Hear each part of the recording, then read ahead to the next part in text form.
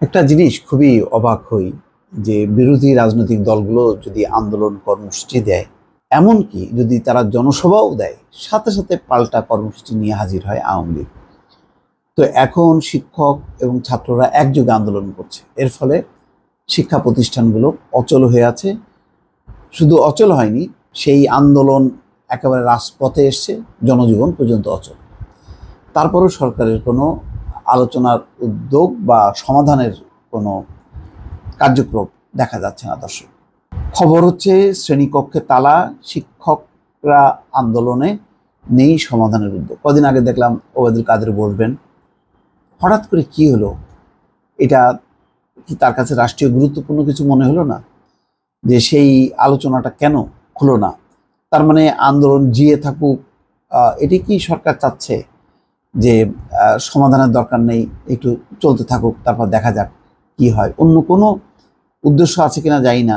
এই ব্যাপারে সরকার যথেষ্ট পরিমাণ নির্বিকার এবং চুপচাপই আছে। অথচ শিক্ষকরা বলছে যে তারা অপেক্ষায় আছে যে সরকার তাদেরকে ডাকবে এবং আলোচনা করবে। এমন না যে যারা আন্দোলন করছে তারা সরকার বিরোধী, একেবারে সরকারের মানে সিল মারার লোকরাই এখন দেখছি, যে তাদের চেহারাগুলোই দেখছি। তো তারা যখন আন্দোলন করছে, তো সেই আন্দোলন থামানো যাচ্ছে না কেন? বা যে ইস্যু নিয়ে তারা আন্দোলন করছে সেই ইস্যুগুলোর কেন মীমাংসা হচ্ছে না? আমার কাছে খুবই প্রশ্ন এবং একই সঙ্গে রহস্য। দর্শক, বলে রাখলাম।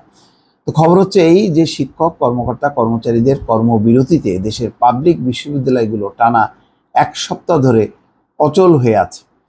1 জুলাই শুরু হওয়া এই কর্মবিরতির মাঝে গত 2 দিন সাপ্তাহিক ছুটি ছিল। সাপ্তাহিক ছুটি শেষে আজ রোববার আবার কর্মবিরতি পালন করছেন শিক্ষক কর্মকর্তা কর্মচারীরা।